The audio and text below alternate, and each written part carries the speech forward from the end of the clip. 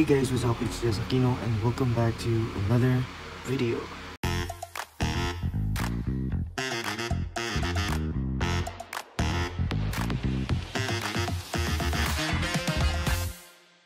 And with today's vlog guys ay i-unbox natin at i-review natin itong pinadala sa akin na gift. Ito ay ang Gimbal Stabilizer L08. Ito ay Smart Stable. So, tara, buksan na natin. So, ito na siya guys. Ito ay ang Gimbal Stabilizer L08. Hindi ko alam guys kung meron na po dito sa Pilipinas ito. Pero ito po kasi ay galing ng States. So, ito ay sabi niya happy free photo. Tingnan po natin dito sa gilid. Made in China lang din. Pero pinadala po sa akin ito. Sabi niya 86 cm. And sa gilid po, meron po siyang 2 colors. Isang black, tapos isa pong white. Ayan. Then, ito po ay AI selfie stick. May artificial intelligence na siya. Smart stable, tripod, aluminum rod, and wireless remote. So, bubuksan na po natin siya. So, meron siyang compartment. So, this is it guys, pansit.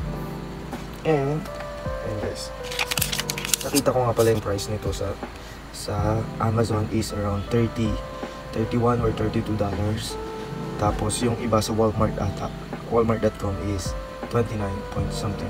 So, ito yung kanyang tripod. So, makikita niyo po yung details niya. Pakita ko na lang. So, smart, ano po siya? Smart stable. So, meron siyang charger. Tapos meron itong switch on. So parang ganyan. I-on po natin siya. Long press. Then ayan guys, mag-automatic na siya. Pero kung nakahiga naman, i-automatic na rin. So depende guys kung portrait or landscape yung inyong pag-on. Pag naka-off yan, ano yan, magiging weak siya. Like that. Diba? Pero don't worry guys, meron din po siyang lock dito sa likod. Whenever na gusto nyo nakalock na lang, na hindi siya susunod sa galaw ninyo. Ayan guys. So, ayun. And kung makikita nyo guys, ito yung kanyang phone holder. Ayan. Dalawa guys na meron pong ano dito sa taas at meron sa baba.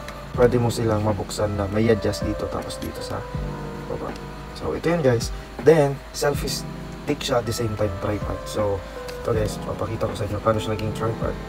Ayan. So, siya ay tripod na at the same time selfie stick. So, pakita ko muna. Ayan, guys. Ayan, so, yan yung stand niya. Ayan. Tapos, ayan. So, depende sa inyo. Tapos, ang selfie stick na syempre, nakaganyan. Ayan. Tcharam. So, makababa din siya. So, sakto lang guys. So, pag kayo nag-vlog, kaya nakadlakad. So, maganda to guys. Ayan, ito na siya. So, at the same time guys, meron din po siyang camera button. So, ito yung camera button niya. Hindi ko alam kung paano to i-on. Ayan.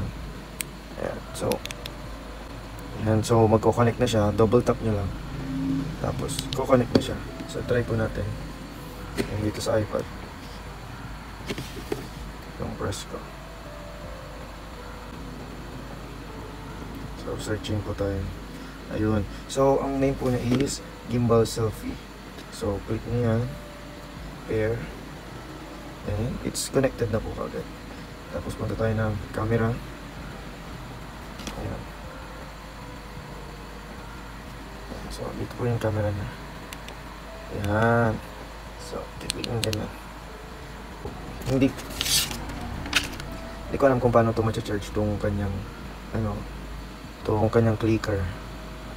Ayan, pero I hope na ma-charge. Tingnan natin baka meron pang ibang instructions. How to replace the battery. So, nire-replacean na lang siya ng battery. Ayan. So, this is it, guys. Ayan, meron na tayong magagamit. Sakto, guys, kasi yung mga tripod ko, very handy pa siya. Ayan, guys. So, hindi ko siya, siguro may lalagyan akong link dyan. Ayan, guys. So, ayan, guys. And, makikita nyo na yung ibang videos natin sa mga susunod nating videos pag ginamit na natin ito. So, ayan guys, thanks for watching. Bye-bye.